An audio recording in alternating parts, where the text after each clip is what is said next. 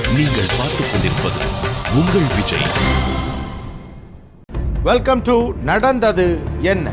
அனைவருக்கும் கோபிநாத்தின் அன்பு வணக்கம். பழனி முருகன் கோவிலில் இருக்கக்கூடிய நவபாஷான சிலையை போகர் செய்தார் அப்படிங்கிறது ஒரு நம்பிக்கை.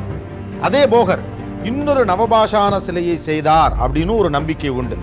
அதை ரொம்ப காலமாக பலரும் தேடிக்கிட்டே இருக்காங்க. அந்த சிலையை தேடி ஒரு பயணம் இன்று. தமிழகத்தின் தீர்க்கப்படாத மர்மம், போகர் செய்த இரண்டாவது நவபாஷான சிலையை தேடி ஒரு பயணம்.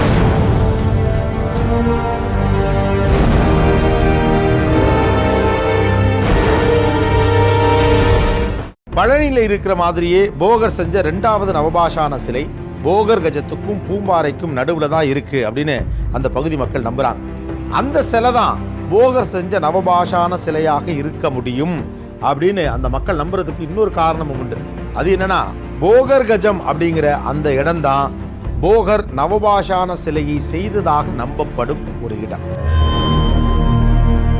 கொடைக்கானல், பழனி இந்த இரண்டு மலைக்கும் நடுவில் இருக்கிற பள்ளத்தாக்குல ஆற்றுப்படுகையில தான் போகர் தேசம் இருக்குன்னு சொல்லியிருந்தாங்க.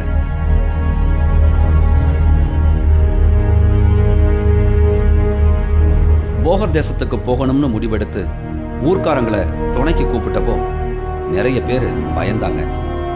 அங்க போறதுக்கு நிறைய கட்டுப்பாடுகள், விரதங்கள் இருந்துட்டு தான் போகணும்னு வர மறுத்துட்டாங்க. ஒருவித பயத்தோட தான் நம்மோட பயணம் தொடங்கிச்சு.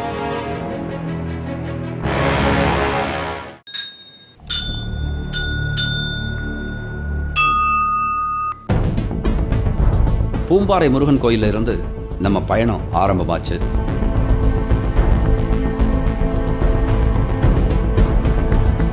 நாம புறப்படும் போது நல்ல வெயில் அடிச்சுக்கிட்டு இருந்தது.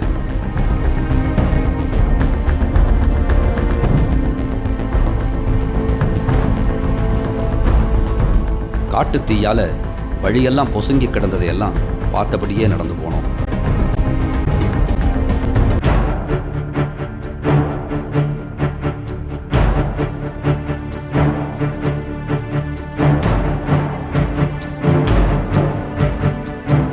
வெயில்ல பாறையெல்லாம் தகிச்சிச்சு.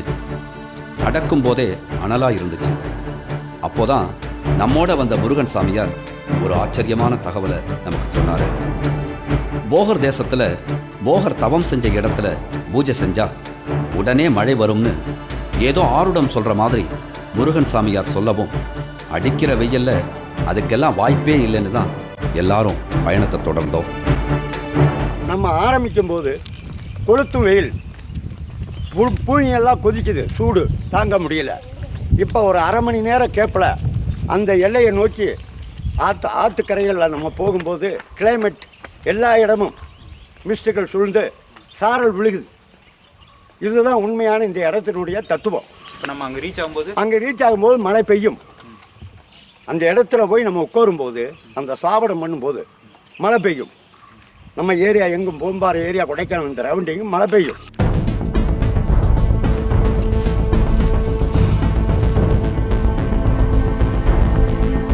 பூம்பாறை கிராமத்தில் இருந்து ஏறக்குறைய 23 கிலோமீட்டர் காட்டுப்பாதையில் நடந்து போனால் தான் போகர் தேசத்துக்கு போக முடியும்.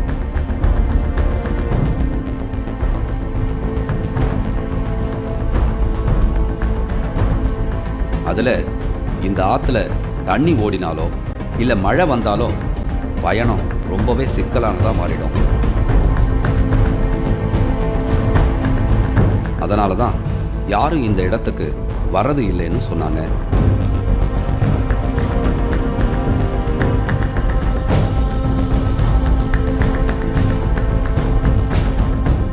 பல மணி நேர நடைப்பயணத்துக்கு பிறகு நமக்கு ஒரு ஆச்சரியமான காட்சி காண கிடைச்சது.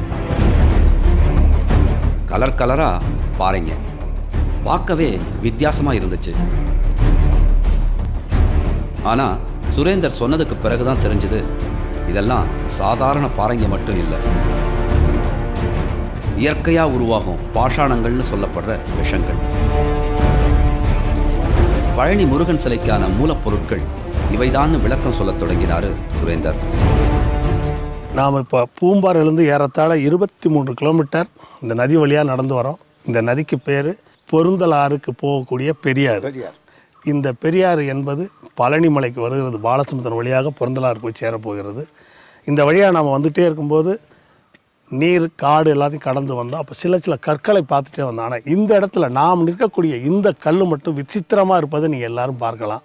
இந்த பாறையினுடைய பகுதியில் பார்த்தீங்கன்னா நிறமாக இருக்கிறது. கருப்பு வெள்ளை அடுப்படிப்பாக இப்படி இருக்கக்கூடியதான் இது கெந்தி என்று சொல்லக்கூடிய நவபாசனத்தின் தன்மை. இதை தொட்டு வாயில் ஊற்றோம்னா கசக்கும். அதே நேரத்தில் இதை சுரண்டி மீண்டும் சேர்த்தோம்னா அது கல்லாக மாறிடும். இது ஒரு பாசானம். அதே போல் இதுவும் ரங்கற்பூரம் என்று சொல்லக்கூடிய கற்பூரம் என்பது சாதாரணமாக பற்றக்கூடியது. இதுவும் பற்றக்கூடிய தன்மை கொண்டது. ஆனால் நீருக்குள் இருப்பதனால் இது பாசானமாகி அப்படி பாருங்கள் நல்ல அருமையான அளவில் அடிப்படையாக. அடுத்தபடியாக நீல நிறத்தில் இருக்கக்கூடிய இது கெந்தி என்று இதையும் சொல்லலாம். இப்படி 3 வகையான பாசானத்தை இந்த அமைப்புக்குள்ளே நம்ம பார்க்குறோம். நம்ம பாசானத்தில் இருக்கக்கூடிய இந்த சக்திகள் இருக்கிறதுனால தான் போகர் அன்றைக்கு இந்த பகுதியை தேர்ந்தெடுத்திருக்கலாம் அப்படின்னு நமக்கு தெரிய வருது. இன்னும் நாம் அந்த இடத்துக்கு போகலை. இன்னும் போக இன்னும் பல அற்புதங்களை நம்ம பார்க்கத்தான் போகிறோம். அடுத்தடுத்த கொஞ்ச தூரத்திலேயே இன்னும் சில பாஷாணங்களையும் பார்த்தோம். நவபாசனத்தில் கடைசி பாசனம் கூட தொட்டி ஆசனம் எனக்கூடியது. இது நதி நீர் நல்ல நீர் வந்து பாஞ்சிருந்து பாசி படிந்து பிறகு கெட்டு போய் விஷமாக மாறி இப்பொழுது இருக்கிறது. இதை பேர்த்து எடுக்கலாம். இதை போன்ற பகுதியாக பேர்த்து எடுத்து இதுவும் வகையான பாசனம். இதுவும் மனிதனை கொல்லக்கூடிய சக்தி கொண்டது. இதையும் வடியன் தொட்டிருக்கேன். உடனே கை கழுவி ஆகணும். இதோ பாருங்கள் பட்டையாக இருக்கிறது. இதெல்லாம் கிடைத்ததுனால தான் போகர் இந்த அருகாமையிலே அவர் செய்திருக்கக்கூடிய வாய்ப்புகள் உண்டு என்பதற்கு நம்ம நிச்சயமான ஆதாரங்களாக சொல்லலாம். மனிதர்கள் இது வரைக்கும் வந்து இந்த இடத்துல யாருமே இந்த புகைப்பட கதிர்ச்சி பதிவு பண்ணலை. முதல் மனிதராக நாம தான் வந்திருக்கிறோன்றது பெருமைப்படக்கூடிய விஷயம். இந்த இடம் இதுவும் கிரானைட் பாறை, இதுவும் கிரானைட் பாறை. இடையில் பாருங்கள் காந்தம், அந்த இரும்பு கலர்லேயே பூத்து போன நிறம். இதுக்கு பேர் காந்தம் என்று பேர். இது ஒரு வகையான பாசானத்தில் சேர்ந்தது. இதையும் சேர்த்துத்தான் நம்ம நவபாசன சிலை செய்ய முடியும். இந்த பாறைகளை ஆய்வுக்கு உட்படுத்தினா அரிய பல உண்மைகளை கண்டறியலாம்னு நமக்கு தோணுச்சு.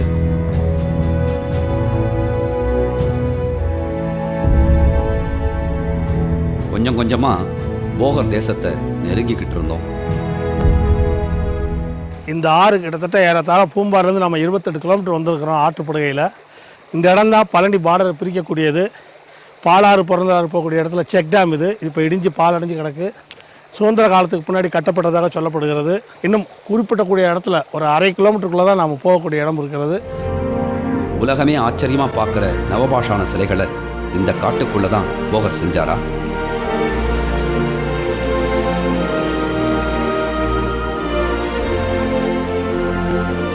மனித நடமாட்டமே இல்லாத காட்டுப்பகுதிக்குள்ள இதோ நாம வந்திருக்கிற இடம்தான் போகர் தேசம்.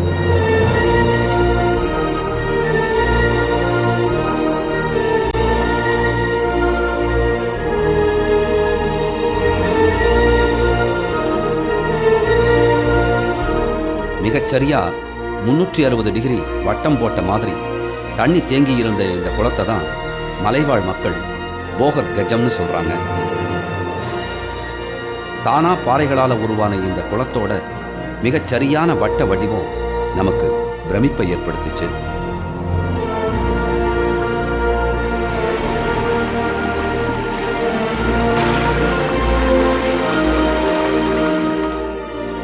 நம்மோட வந்திருந்த சுரேந்தரும் முருகன் சாமியாரும் போகர் கஜத்துல இறங்கி பக்தி பரவசத்தோட பாட்டு பாடிக்கிட்டே குளிக்க ஆரம்பிச்சாங்க. புவனேஸ்வரியாய் கைதொழுது, புவனமாதாவாய் ஸ்ரீ புவனேஸ்வரியாய் கைதொழுது. அடுத்த வினாடி யாருமே எதிர்பார்க்காத வகையில மழைத்துறல்கள் ஆரம்பமாச்சு. ஸ்ரீ புவனேஸ்வரி மாயாவே நின் கருணை பதம் பணிந்தேன் நீர்தனிலே.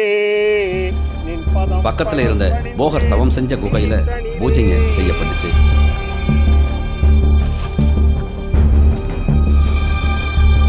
பிரபஞ்ச ரூப சர்வ தாரித்ரிய நாசகாய பிரபஞ்சனே.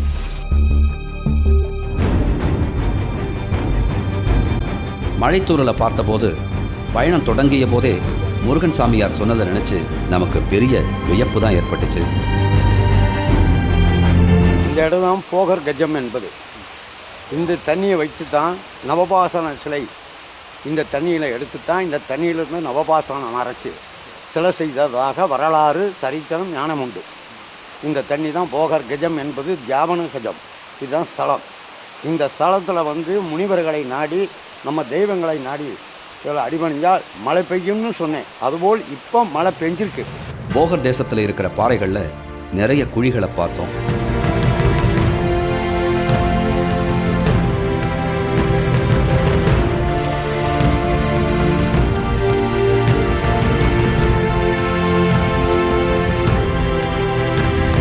குழிங்கெல்லாம் நவபாஷான சிலைகளை பதப்படுத்த உருவாக்கப்பட்டதா இருக்கலாம்னு நம்மோட வந்தவங்க சொன்னாங்க. இந்த மலையில் அங்கே குழிகளாக இருக்கிறது. இதெல்லாம் அவர்கள் பாசானம் செய்து அடக்கி வைத்த இடமாக இருக்கலாம் அப்படின்றது நம்முடைய அனுமானம். பழனி முருகன் சிலை உருவான இடம் இதுதான் இந்த சுற்று வட்டார மக்கள் உறுதியா நம்புறாங்க. சிலை செய்யறதுக்கான மூலப்பொருளான பாஷாணங்கள் இங்க பாறைகளா இருக்கிறதையும் நாம பார்த்தோம். போகர் கஜத்துல தேங்கி இருக்கிற இந்த தண்ணி எப்பவும் வற்றாதுன்னு சொல்லப்படுது. போகர் தேசத்துக்கு சுத்தி இருக்கிற பகுதிகளில் தான் போகர் செஞ்ச மற்ற நவபாஷான சிலைங்க மறைச்சி வைக்கப்பட்டிருக்கலாம்னு உறுதியா பலரும் நம்பிக்கிட்டு இருக்காங்க.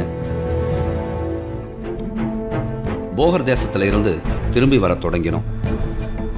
வழியில எதிர்பட்டுச்சு மதிகட்டான் சோலை அறிவிப்பு பலகை.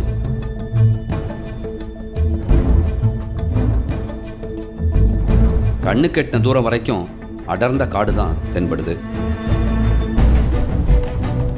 இந்த காட்டுக்குள்ள தான் 2வது நவபாஷான சிலையை போகர் மறைச்சி வச்சிருக்கிறதா சில குறிப்புங்க சொல்லுது.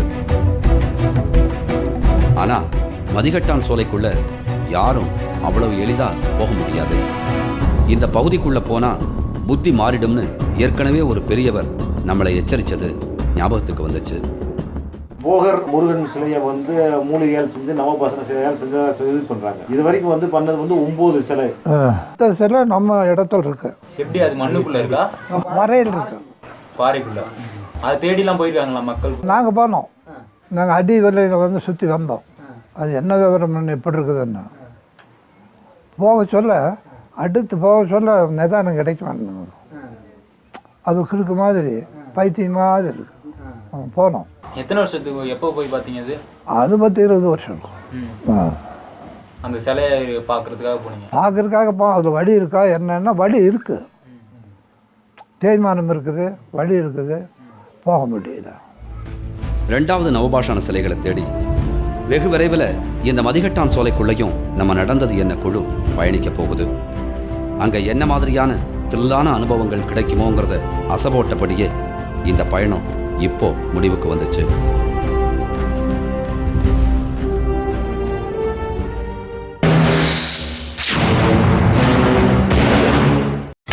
நீங்கள் பார்த்துக் கொண்டிருப்பது உங்கள் விஜய். வெல்கம் பேக் டு நடந்தது என்ன. தமிழ்நாட்டுக்கு வரக்கூடிய டூரிஸ்ட்ல நிறைய பேருக்கு ரொம்ப பிடிச்ச இடம் மகாபலிபுரம் தான். எப்போ நம்ம மகாபலிபுரத்துக்குள்ளே போனாலும் நிறைய வெளிநாட்டுக்காரர்களை பார்க்க முடியும். அப்படிப்பட்ட அந்த மகாபலிபுரத்தில் சமீபத்தில் வெளிநாட்டைச் சேர்ந்த ஒரு பெண் கொலை செய்யப்பட்டார்.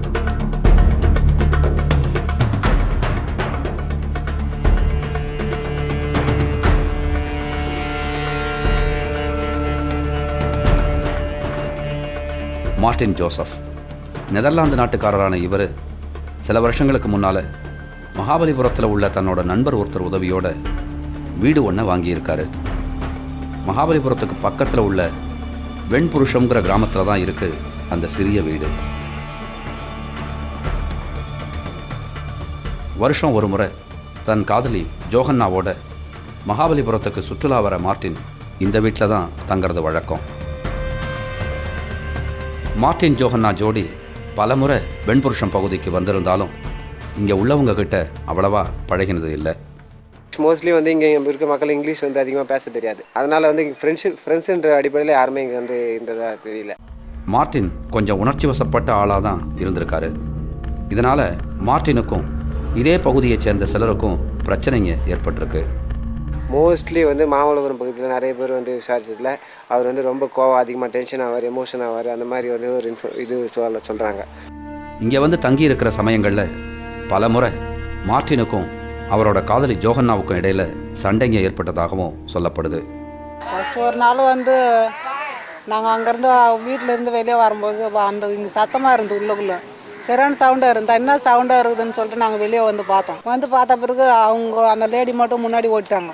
இவர் பின்னாடியே ஓடினார். என்னத்துக்கு வர்றாங்கன்னு சொல்லிட்டு இங்கே வந்து பக்கத்தில் வந்து கேட்டேன். அவங்க என்ன தெரியல, ரொம்ப நேரமாக கத்தினா இருக்கிறாங்க. அவங்க ஏதோ ஓட்டாங்க. அந்த பொம்பளை கடல் ஒன்று சாவர போல இது. ஒரு நேரம் எதனா டென்ஷனாக இருந்தால் ஆண் கத்தின்னு கிடப்பாரு, கூயின்னு கிடப்பாரு. அப்புறம் சமாதானம் ஆயிடுவாங்க 2 பேரும்.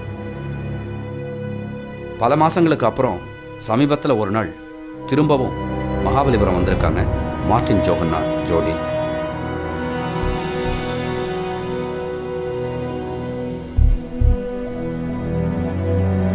மகாபலிபுரத்தில் பல இடங்கள்லையும் சுற்றி திரிஞ்சிருக்கிறாங்க அந்த காதல் ஜோடி.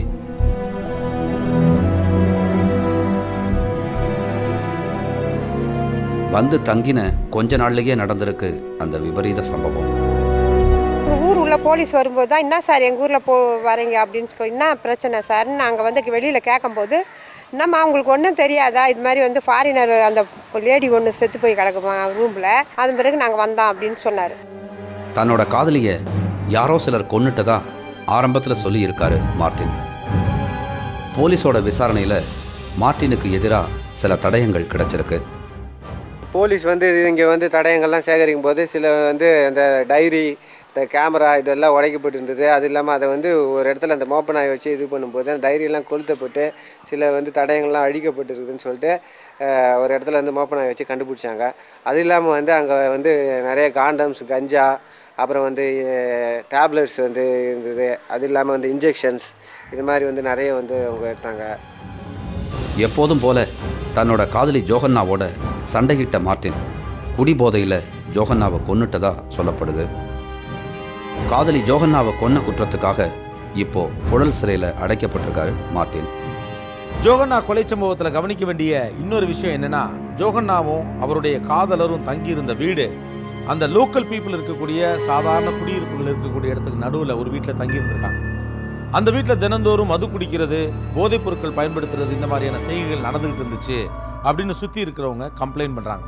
இவங்க மட்டும் இல்லை, இப்படி வெளிநாட்டிலேருந்து வரக்கூடிய பல டூரிஸ்ட் இந்த மாதிரி செய்கைகளில் ஈடுபடுறதுனால லோக்கல் பீப்புளுக்கும் ஃபாரின் டூரிஸ்ட்டுக்கும் இடையில உரசல் ஒன்று இருந்துகிட்டே இருக்கு அப்படின்னு சொல்லப்படுது. கடந்த சில 10 ஆண்டுகளில் டூரிஸ்ட் ஸ்பாட்ஸ் அப்படின்னு சொல்லக்கூடிய இடங்கள் தனக்குன்னு பிரத்யேகமான ஒரு கேரக்டரை கொண்ட இடமாக மாறி போச்சு அப்படின்னு சொல்லலாம்.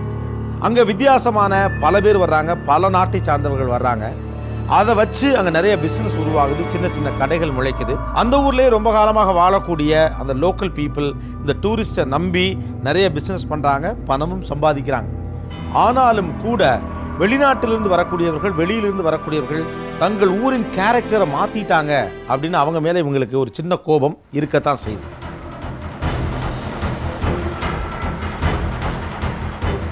வெளிநாட்டு பெண் ஜோகன்னா தன்னோட காதலராலேயே கொலை செய்யப்பட்ட இந்த சம்பவம் வெண்புருஷம் பகுதியில் பெரிய அச்சத்தை ஏற்படுத்தி இருக்கு.